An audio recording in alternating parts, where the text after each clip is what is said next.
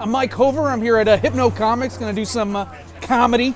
Let's hope the laughs. I pay them. I pay the audience to laugh. So let's roll them dice. All right, we're going to kick it off with a new guy. Very funny man. Runs a great geek website or geek podcast called Geektastic. Ladies and gentlemen, give it up for Mr. Mike Hover. All right, give it up. And maybe hit up on the ladies. Probably won't work, but someone's got to try. It's a Saturday night. It's got to work. A little bit about myself. I get odd looks in laundromats when I wash my Starfleet uniform. Normal people don't understand. Ladies, I'm a catch. You know? Most guys who own one of those have their moms do their laundry for them. So, bachelor's in arts. I know how to do my wash. You separate your Star Wars shirts from your Star Trek shirts. You don't want them to bleed over. You get a Chewbacca Spock that's highly illogical. And also copyright infringement. Paramount does not like my fan fiction. Genesis of geek comedy? Well, I'm assuming a guy with glasses fell down and then someone made fun of him, and thus geek comedy was born. No, I think it just happened one day at like a comic book shop like this. Just geeks and nerds just joking around and say, hey, maybe I can do 5 minutes at the local Chuckle Hut, and there you go. I think that's how it happened. It's a great time to be a geek and a nerd, right? It's a great, no, okay, F them. No, you set the groundwork. Screw nerds.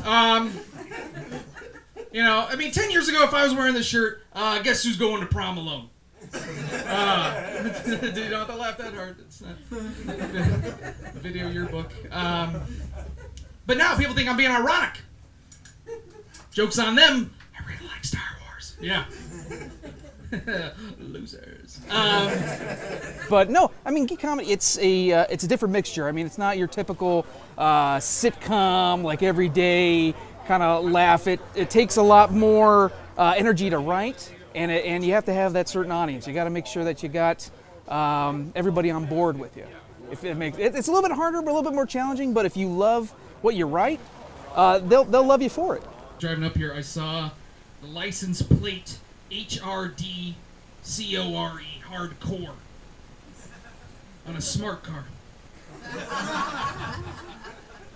Listen, the only way that's going to be badass if you're hitting other cars with Koopa shells and laying banana peels for escape. That's the only way that go-kart's going to be badass. Yeah, right? Oh, mystery box. What?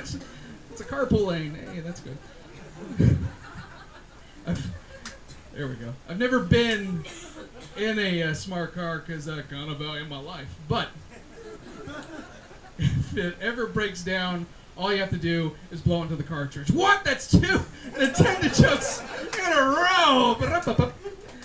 A geek will get any kind of reference I make, either if it's from the 80s or from the 90s or dare I say 2000s. If I can make at least one really good reference that would make me laugh, but also get a laugh out of them, the heavens above will open and shower me with glorification and laughter. I found out my phone is a bigger geek than I am when it autocorrected the name Gandalf during a text. The Hobbit was around the corner. It was kind of wild. I wanted to find out how many gigs a dweeb are in the manufacturing set of an iPhone, so I decided to test it out and type in really specific sci-fi words. I mean, stuff you would hear at a D&D game probably in this room, you know? But I typed in like really like Minas Tirith, Cthulhu, card maneuver. The phone got it all right. It was great. 2 minutes later, I get a text from my mom asking me if this was my birthday wish list. Guess who's getting a Lego Death Star for his 28th birthday? You know what I'm saying? Miss Padawan, what? Yeah. Now I have 2. One is always under construction. Come on, yes! I'm wearing the shirt! Oh, gosh, eHarmony. Anyway. Well, I'm going to be talking a little bit. I have superpowers. Shh, I'm going to kind of reveal myself. No phone booth necessary. I have superpowers. Doctor calls them allergies, but they are, in fact, superpowers. I turn strength into weakness. You know, my My main ability is to turn my face into Quasimodo. Anytime I take a pure aspirin, that's fun to find out on a first date, you know. It's like, pass the bread. I love you. It's like, no, deal breaker. But not, you know, how could that be a power? How can that be useful, right? Well, last year I had tickets to Comic-Con. I'm assuming a lot of people have been to Comic-Con. Everybody been to? Okay, if you haven't, just imagine Mardi Gras with no boobs. That's what Comic-Con is. Just a lot of cleavage. Just I don't know how to talk to you. And or beads. That's the problem too. But I had tickets to Comic-Con. The problem was I didn't have the vacation time to go. You know, what's a guy like me to do? You know, use my superpowers. That's right. You know where this is headed. So at work, I induced an allergic reaction. That's right, 28. I induced an allergic reaction at my cubicle. 30 minutes later, my boss came over and was like, why aren't you picking up the phone? I just turned around at him and looking like Sloth from Goonies, like, Baby Ruth, let's go! Whoa. You, sir, are a liability. Go. And it worked. I got not only sick pay, but runner-up at the costume contest. So use what you got is what I'm talking about, right? I mean, you have a great smile. You use that all the time. I have glasses. They're not for show. I can't see. But if I take them off, sir, you look like you're enjoying my set. I mean, you gotta use what you got. Don't beat me up. You look like... Yeah, I'll do your math homework. What are you, in high school? Anyway, I'll talk a little bit about my work, my loves for like Star Trek and Star Wars. I have a day job, of course. Everybody have a day job. You gotta pay rent. And but I have a pretty cool day job, though. What I do is I watch movies for a living. What? It can happen. I'm your future. I gotta know people. And what I do is I do film preservation. I watch movies from the 30s and 40s. And I clean them up for future generations. How awesome is that? I'm like a lame Indiana Jones. Just go in there and say, no more Nazis. Here we go. And a lot of Nazis in Citizen Kane. You don't know because I work on it. It's great. Like 30 years of like progress out the window when I come into work. It's ridiculous because I'm watching movies from the 30s and 40s. Like, you know, I'm cleaning up racism and sexism and all the isms. It's horrible. I clock in. I take a smoke break indoors. Yeah, I know. What was this, 1998? I see the secretary. I slap her on the ass. She makes me a pot roast. Yeah. Having trouble with my computer. I call the IT guy. I call him Oriental. Horrible. He's Asian. He's not a rug. That's the joke. Racism. In entertainment, you know, it's difficult because I find myself surrounded by all the things that I love, you know? Like, recently I just got to work with LeVar Burton. What? I'm a big fucking deal! Yeah, for those of you who know, it was Star Trek, nostalgic roots, whatever. And, it was great. It was my like 6-year-old birthday wish come true, finally, to work with LeVar Burton. It was awesome. I mean, every day I walked a fine line between being fired and restraining order. It was like, I just like, he would say my name. He would say, hey, Mike, that was a great scene. I'm like, oh, thanks, LeVar. Butterfly in the sky. I can fly twice as high. Take a look. It's in a book. Reading a rainbow.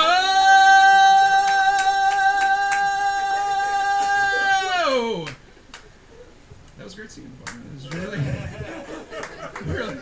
Yeah, I mean, geek comedy is definitely exploded over the years. I mean, because not only are we going out more, but we're taking control over the world, you know? I mean, it's stuff like this at like Hypno Comics and ComicsAndComics and like just the convention scene alone. We're kind of getting out of the stereotypical basement and having a ball. So I think geek comedy will soar in the next at least 10 years, and then it'll die off. And then it'll come back again and resurges in a golden era.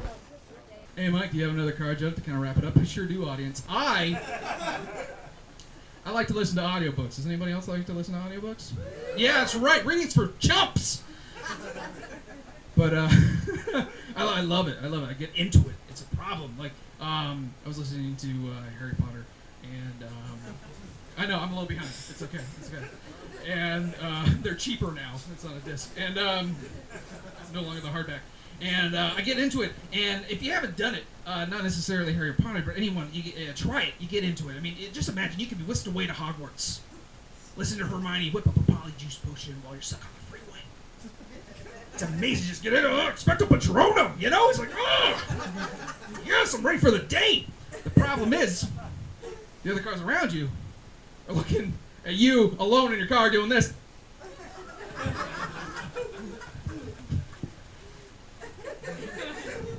They're gonna let you merge, so try it. You're gonna get to Starbucks on time, so you can be on time. I'm working my way up. I did the streets last year, and then hopefully I'll be right by the door, and the next a booth.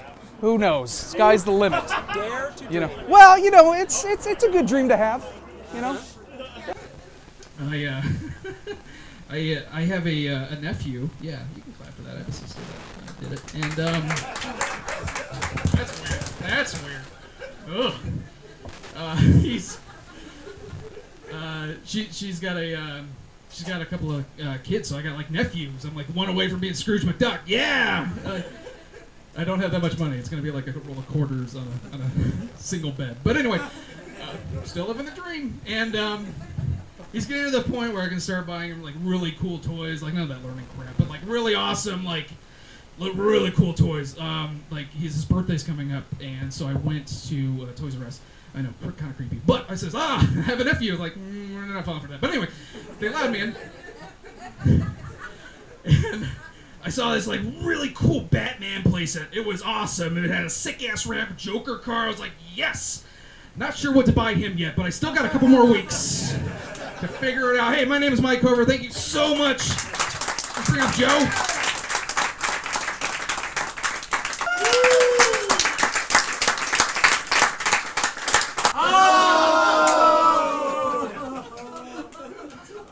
That is so cheap.